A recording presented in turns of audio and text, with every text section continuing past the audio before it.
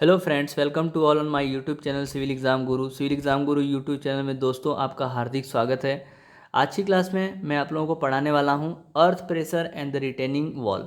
हम लोग soil mechanics subject discuss कर रहे हैं और सॉइल मैकेनिक्स सब्जेक्ट के अंदर मैंने आपको टोटल 13 चैप्टर का वीडियो आपको प्रोवाइड कर दिया है। यदि अभी तक आपने उन वीडियो को नहीं देखा है तो ज़रूर जाके देखिए।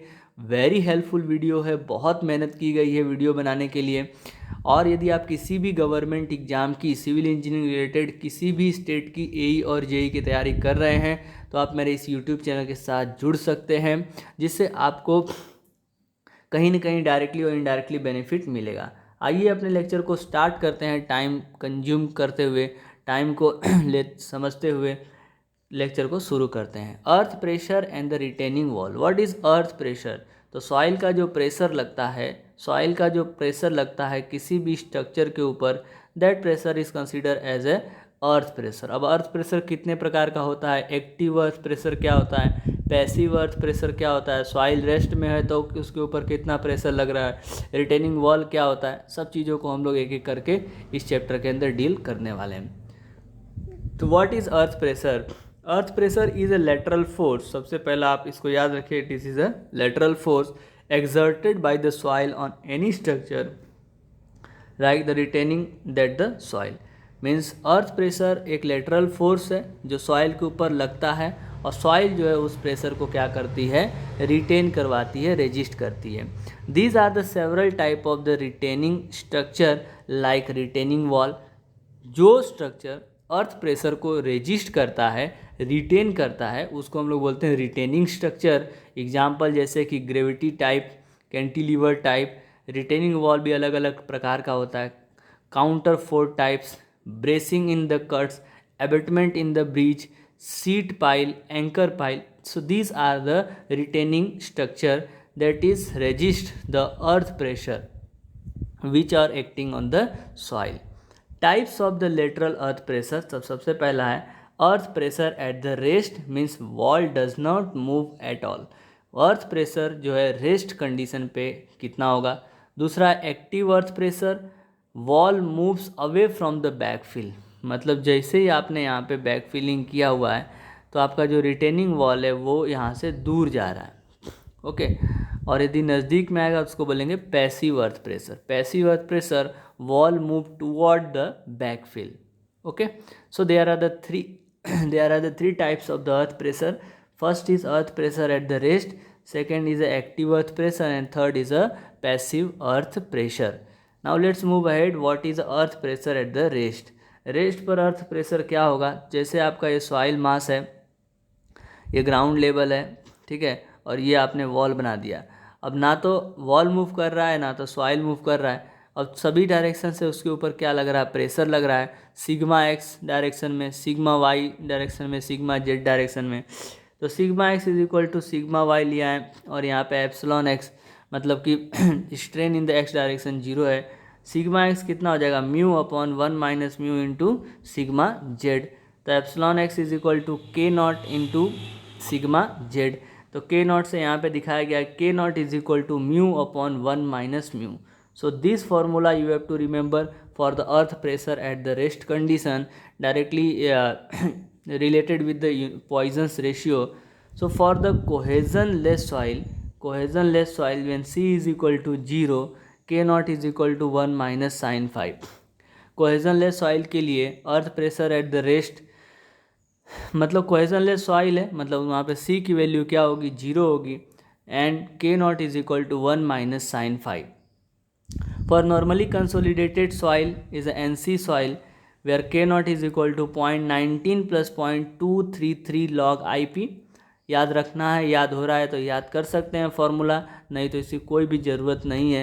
आप खाली ये वाला फॉर्मूला याद रखेंगे, K naught is equal to mu upon 1 minus mu, and for the cohesion less soil K naught is equal to 1 minus sin phi।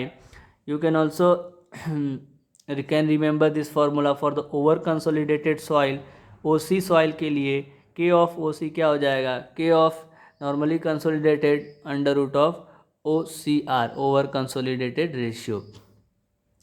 अब यहाँ से आपको ओवर कंसोलिडेटेड रेशियो जहाँ पे OCR जो है वो over consolidated. Types of soil और earth pressure at the rest जो है वो देख लेते हैं ध्यान से।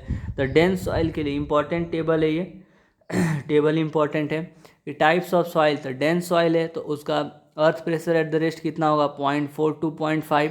लूज सॉइल है तो 0.45 to 0.5। मैकेनिकली कॉम्पैक्टेड सॉइल है 0.8 to 1। नॉर्मली कंसोलिडेटेड क्ले है तो 0.5 to 0.6। ओवर कंसोलिडेटेड होगा तो 1 to 4। जैसे जैसे कंसोलिडेशन बढ़ रहा है वैसे वैसे जो है हमारा के नॉट का वैल्यू भी बढ़ रहा है। K not for the dense is lesser than that of the loose sand. So dense sand का जो अर्थ प्रेशर है वो कम होता है लूज सैंड के कंपैरिजन में। For normally consolidated clay K not is less than 1 and for the over consolidated clay K not is greater than 1। Normally consolidated clay के लिए earth pressure at the rest जो है वो 1 से कम होगा और ओवर कंसोलिडेटेड क्ले के लिए के नॉट की जो वैल्यू है वो 1 से ज़्यादा होगी। आइए आगे बढ़ते हैं। Active earth pressure and the passive earth pressure बहुत इंपॉर्टेंट है।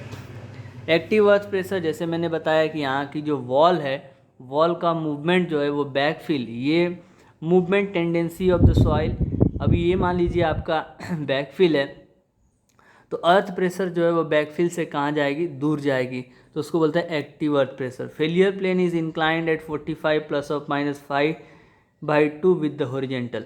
यहाँ पे जो फेलियर प्लेन है वो कितने डिग्री पे बन रहा है, 45 डिग्री +5/2 विद द हॉरिजेंटल। और पैसिव अर्थ प्रेशर में जो अर्थ प्रेशर जो बैकफिल से वॉल जो का मूवमेंट जो है वो उसके नज़दीक में जाएगा, ठीक है। तो यहाँ पे जो फेलियर प्लेन का एंगल है वो 45 - 5/2 with horizontal. So active pressure is a movement away from the soil, earth pressure at the rest condition and the passive earth pressure is movement towards the soil. तो जब movement soil के पास रह जाएगा तो उसको बोलेंगे पैसिव अर्थ प्रेशर। जब movement soil से दूर जाएगा तो उसको बोलेंगे एक्टिव अर्थ प्रेशर। जब बिल्कुल मूवमेंट नहीं रहेगा उसको बोलेंगे earth pressure at the rest condition. Now in the second point, very much movement is required to mobilise the active earth pressure. Very little movement, बहुत कम मूवमेंट की ज़रूरत पड़ती है एक्टिव अर्थ प्रेशर को कैलकुलेट करने के लिए। Much higher movement is required to mobilise the pressure in case of the passive earth pressure. So for the dense sand, delta H is equal to 0.2 of height H, loose sand is 0.5% and the clay is 0.4%. यहाँ पे जो movement हो रहा है जो soil का, यहाँ पे 2% of the dense sand and 15% of the loose sand. Length of the failure block, length of failure block क्या है वो देखते हैं।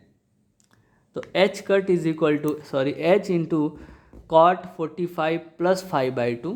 You have to remember this formula for the active earth pressure. K is equal to 1 - sin phi divided by 1 + sin phi। यहाँ पे H cot 45 - 5/2, so the passive earth pressure is 1 + sin phi upon 1 - sin phi।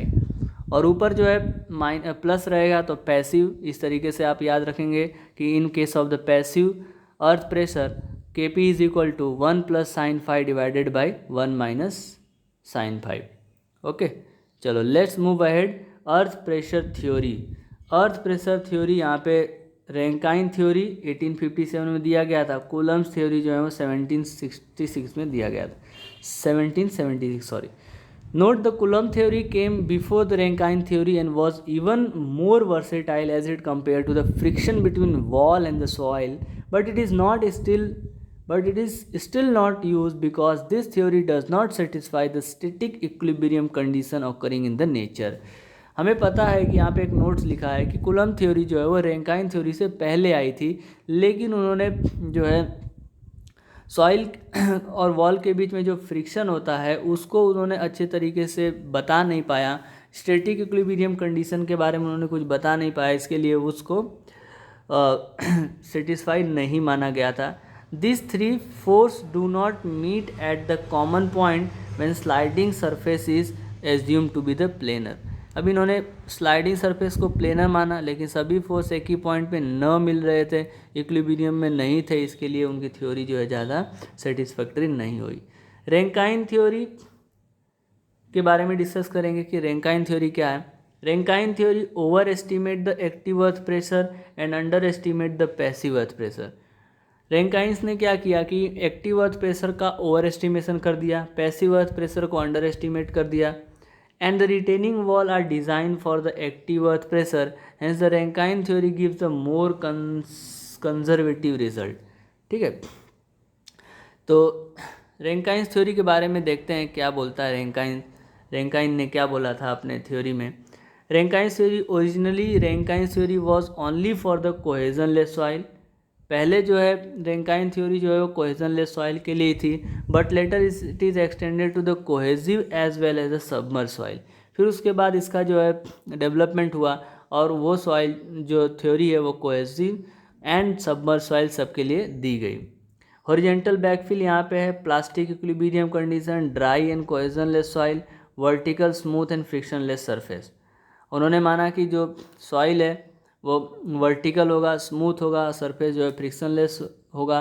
Horizontal backfill इनका ये सब assumption था। अब उन्होंने जो active earth pressure दिया हुआ है, अब ये सॉइल है और इसके ऊपर जो प्रेशर लग रहा है sigma x is to sigma 3 is equal to sigma active earth pressure. So P A is equal to K A gamma Z minus 2c under root K A. Okay, K A मतलब active earth pressure coefficient into gamma Z minus 2c under root K, where k is equal to 1 minus sine phi upon 1 plus sine phi. And for the case of the passive earth pressure उन्होंने P P passive earth pressure is equal to K P gamma Z plus 2c under root of K P. Only this formula is replace with the K P and यहाँ पे जो negative है वो positive हो जाएगा। ठीक है, चलिए इसमें कुछ दिक्कत की बात नहीं है। K P is equal to 1 plus sine five upon 1 minus sine five. By compacting soil active earth pressure decrease where the passive earth pressure is increase. अब आप सॉइल को जितना ज़्यादा कॉम्पैक्ट करोगे, कॉम्पैक्टिंग करोगे, बढ़ाओगे, तो आपका एक्टिव अर्थ प्रेशर जो है डिक्रीज होगा, पैसिव अर्थ प्रेशर बढ़ेगा। एक रिलेशन याद रखना कि एक्टिव अर्थ प्रेशर बढ़ेगा किस कंडीशन में, तो वहाँ पे पैसिव अर्थ प्रेशर कम होगा, क्योंकि दोनों एक दूसरे के इन्वर्सली प्रोपोर्शनल होते हैं। Various case of the earth pressure का अलग अलग केस डिस्कस करते हैं। पहला है cohesionless soil on the vertical smooth wall. ये आपका h हाइट का वॉल है, यहाँ पे h हाइट का वॉल है और इसके ऊपर जो है z डिस्टेंस पे लग रहा है और ये h/3 हाइट पे लग रहा है। h/3 हाइट पे टोटल फोर्स लगता है। So P A Z is equal to K into gamma Z, P A P is equal to K P into gamma Z. So F A is equal to K not, F A is may be the active earth force, total active earth pressure बोल सकते हो, K A gamma into H square upon 2 and passive के लिए हो जाएगा K P gamma H square divided by 2। Okay, next is soil with the inclined backfill. अब soil जो है ऐसा कुछ इंक्लाइंड बैकफिल है तो उसके अंदर एंगल बनेगा sigma Z is equal to, जैसे अभी हमने स्टेबिलिटी ऑफ स्लोप में डिस्कस किया, gamma Z cos beta and P A is equal to K A gamma Z cos beta. So value of the K will be cos beta minus under root of cos square beta minus cos square phi divided by cos beta plus under root of cos square beta minus cos square phi. आप इस formula को याद रख सकते हैं के और के पी का, और आपका जो फाइनल एक्टिव प्रेशर लगेगा वो K A gamma H square divided by 2 into cos beta. जितना बीटा एंगल पे सॉइल जो है इंक्लाइंड हुआ होगा वो कॉस बीटा से यहाँ पे आपको क्या करना है, मल्टीप्लाई कर देना है। Horizontal backfill with the inclined wall, इस तरीके से बैकफिल है हॉरिजेंटल बैकफिल, तो P A is equal to under root of W square plus P A V square. अब ये जो आपका रिजल्टेंट है पी ए, वो क्या हो जाएगा, दोनों फोर्स को स्क्वायर करके रूट ले लेंगे, तो P A V is equal to 1/2 K not gamma H square and tan alpha is equal to W upon P A V. Next is inclined backfill with the inclined wall. Inclined backfill है तो आप ये formula को ध्यान रख सकते हैं। Last में active earth pressure on the cohesive soil के लिए H C is equal to 2Z0, और इसका फॉर्मूला याद रखेंगे क्रिटिकल हाइट का 4C upon gamma under root K A, 4C upon gamma under root K A. No contact less active earth pressure correspond to the area this, after contact less active earth pressure corresponding to the area this. अब ये file जो है वो C5 soil है, और यदि C5 soil के लिए बात करेंगे तो इस तरीके से कुछ डायग्राम बनेगा। ऊपर 2C under root K A, नीचे K A gamma H minus 2C under root K A. Okay, next is submerge cohesionless soil on a vertical smooth wall. Submerge cohesionless soil on a vertical smooth wall, तो PAZ is equal to K gamma submerge Z plus gamma W into Z, and PPZ मतलब P passive pressure at the height H, इस तरीके से मिलेगा। और FA जो है total, आप इसका एरिया निकाल सकते हो। टोटल निकालने के लिए क्या करना पड़ेगा, सबका एरिया निकाल के ऐड कर दीजिए, ठीक है। चलिए, पार्सली सबमर्ज के लिए for the point A point पे हो जाएगा K gamma T into Z, and B point पे हो जाएगा K gamma T H1 and minus gamma submerge Z dash minus H1 plus gamma W Z dash minus H1। Water pressure due to hydrostatic condition. अब hydrostatic condition क्या होता है, ऐसा condition जिसमें soil जो है पूरा रेस्ट में हो रहा है और ऊपर सभी डायरेक्शन से फोर्स लग रहा है। All the direction hence hydrostatic pressure is not multiply by K, जिसमें सभी फोर्स जो है वो इक्वल होती है। Backfill with the 2 different soil, यदि अलग अलग प्रकार की सॉइल है तो उसके लिए अलग अलग active earth pressure, passive earth pressure जो है आपको देखने को मिलेंगे। हर एक पॉइंट पे आप जो है एक्टिव अर्थ प्रेशर निकाल सकते हैं। Soil with the submerge load, अब मान लीजिए सॉइल के ऊपर लोड आ रहा है, यहाँ से कुछ W का लोड लग रहा है ऊपर से, तो PA is equal to PA1 plus PA2 हो जाएगा। A जो है वो PA1 is equal to K W, and W जो है वो यूनिट वेट होता है तो गामा इंटू जेड हो जाएगा। PA1 इज इक्वल टू के AW and PA2 is equal to K naught gamma H. So you can find out the total pressure KA1WH plus KA gamma H square divided by 2. For the no contact less, you can see after सभी में इसका आपको derivation इतना करना नहीं है, formula इतना करना नहीं। यहाँ पे कुछ इंपॉर्टेंट चीज़ डिस्कस कर लेते हैं। As there is a no net earth pressure under the depth of 2Z0, we can make unbraced cut in the clay soil up to a depth of 2Z0, and their formula will be 4C upon gamma under root of K naught, 4C upon gamma under root of K naught.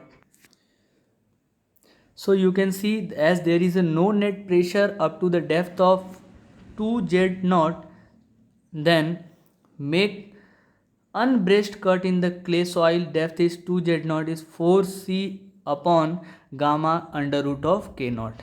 Okay, let's move ahead. The passive earth pressure on the cohesive soil, passive earth pressure in cohesive soil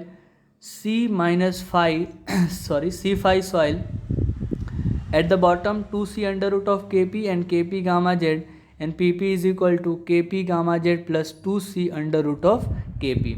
Coulomb's theory of earth pressure, Coulomb's theory of earth pressure, तो क्या हो जाएगा, आप Coulomb's theory में क्या discuss करना है देख लेते हैं।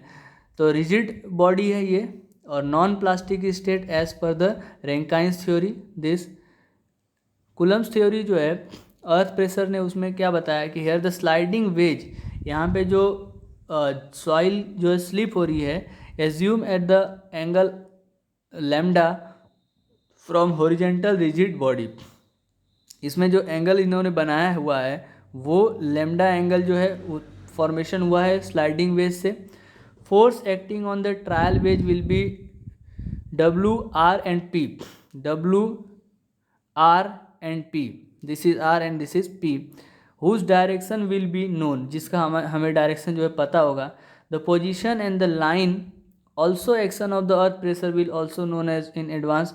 अभी हमारे पास उसका जो पोजीशन है अर्थ प्रेशर का वो भी हमें इन एज नोन होगा। By assuming the various trial wedge at the different angle alpha the value of P की जो वैल्यू है टोटल प्रेशर वो हम लोग कैलकुलेट कर सकते हैं। Highest value of the P for the active earth pressure will be lower value of the P for the passive earth pressure. तो P की जो वैल्यू है वो हाईएस्ट होगी फॉर एक्टिव के लिए एंड लोवेस्ट होगी फॉर द पैसिव के लिए। ओके, सो उम्मीद करता हूँ कि ये अर्थ प्रेशर के बारे में थोड़ा बहुत आपको जानकारी मिली होगी। और भी चीज़ें आपको डिटेल में पढ़नी है तो आप जो है कोई भी बुक पढ़ सकते हो। ये सब जो है शॉर्ट डिटेल में डिस्कस कर रहा हूँ मैं आपके साथ, जिससे आपका क्विक रिवीजन जो है वो हो सके। और इतना एनफ है, यदि आप जो है रिवीजन के तौर पे स्टडी कर रहे हो तो आपके लिए बहुत ही बेनिफिट होगा। Thank you very much for watching this video. Keep watching, keep sharing.